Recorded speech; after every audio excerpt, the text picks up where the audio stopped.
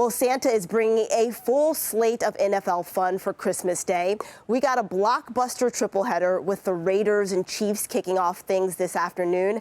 Vegas fighting against all odds for a playoff spot. Then the Eagles look to snap their 3-game skid against the Giants. And the league's top contenders cap things off tonight. The Ravens and 49ers face off in what could be a Super Bowl preview. All of that action coming after a wild Christmas Eve across the league.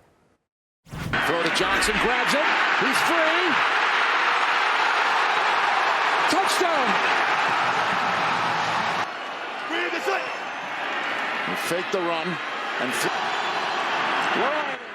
down 23-7, Russell Wilson and the Broncos clawed their way back to tie things up with the Patriots, but New England sealed the win with a 56-yard field goal in the final seconds of the game. And the Dolphins clinching a spot in the AFC playoffs with a huge win over the Cowboys. Tua Tagovailoa led Miami on a 12-play, 64-yard drive to top Dallas 22-20 on their home turf. And let's hear it for your NFC North champions. Veteran quarterback Jared Goff, who was born in 1994, led the Lions to clinch their division for the first time since 1993 with a heroic 30-24 win against the Vikings. I mean, she could probably teach us all something. We should be going to her college. I love her smile and just her warm spirit. I love, always, you're never too old, too young to keep going through your goals. Agreed. And pushing for goals. We can always learn something. Well, thanks so much for watching early today. I'm Jessica Layton. And I'm Brie Jackson. Have a great Tuesday. And now to an update of a story we brought you last week. The FBI confirms that they are working with police in Denver to investigate ongoing threats against Colorado Supreme Court justices. The court last week ruled that former President Trump is ineligible to appear on Colorado's presidential primary ballot. The unprecedented move unleashed a torrent of threats. Axios reports that Denver police are also increasing patrols around the justices' homes. It's a tough holiday season in Hawaii this year. Nearly 5 months after wildfires caused one of the worst disasters in modern history, tourism is bouncing back. But for residents of Lahaina, serious challenges remain. Dana Griffin has the story. All right, Michelle, thank you. Mm-hmm. Well, Santa Claus won't make her happy, but maybe this news will. Mariah Carey's All I Want for Christmas Is You now holds the record for most Spotify streams in a single day. To no one's surprise, it smashed the record on Christmas Day, bringing in nearly 24 million streams. This present might be more a re-gifting. The Queen of Christmas has broken the record with her hit Every Christmas Day since 2020. In Russia, imprisoned opposition leader Alexei Navalny has been found after he was missing for weeks.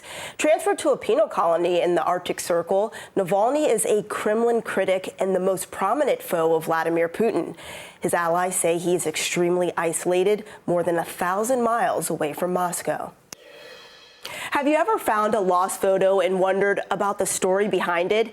NBC's Valerie Castro spoke with a man who's on a mission to reunite people with their lost memories.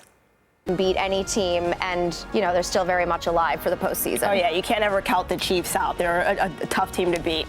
Well, what's Christmas Day without a little basketball? The Mavericks delivering a late-night stocking stuffer for fans. Dallas superstar Luka Doncic scorched the Suns, putting up 50 points in their 128-114 win. Luka also passed the 10,000-point milestone last night in his 358th game. That's the fewest games of any player since Michael Jordan. And Miami and Philly facing off without two of the league's biggest stars. Both Jimmy Butler and Joel Embiid sidelined by injuries. The Heat still managed to turn on the burners without Butler, thanks to a huge game by rookie James Jasquez Jr., who put up a career-high 31 points. Miami toppling the 76ers 119-113.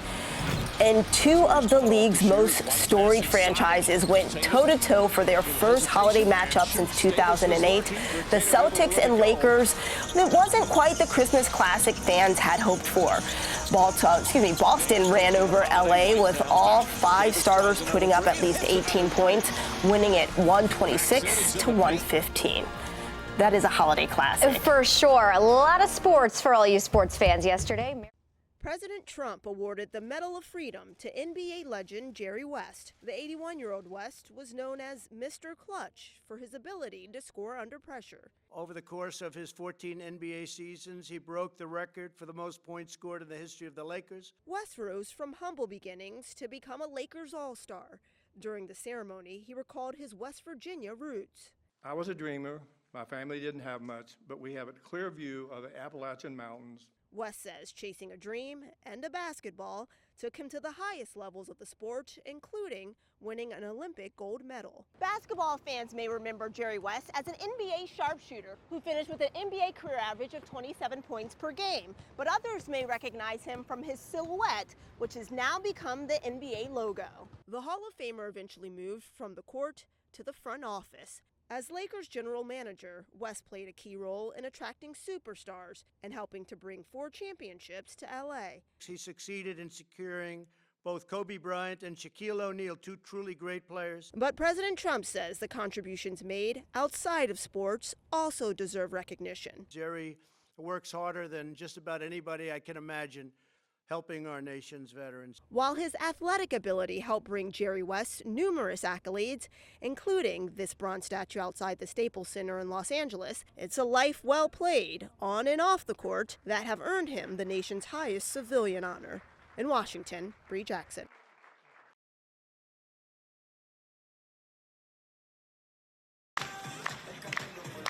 The debate over transgender athletes playing sports has come to Capitol Hill. Female athletes who sacrificed so much for their sport are being pushed out of athletics. Macy Petty, a college volleyball player, joined House Republicans who are pushing to amend Title IX and ban biological males from playing sports designated for women or girls. It's about fairness. It is a winning issue across America, standing up for the future of women and girls. The measure applies to federally funded schools.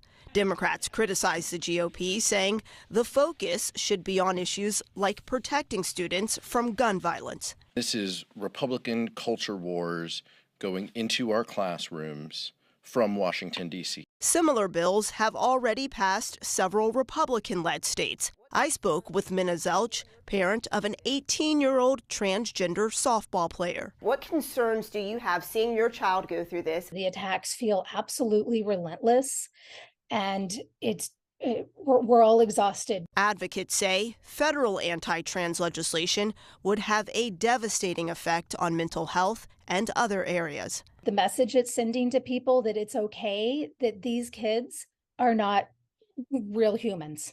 They're subhuman is the message that it sends. Republicans argue their goal is to level the playing field. Democrats say the GOP is targeting an already vulnerable community. In Washington, Brie Jackson, NBC News.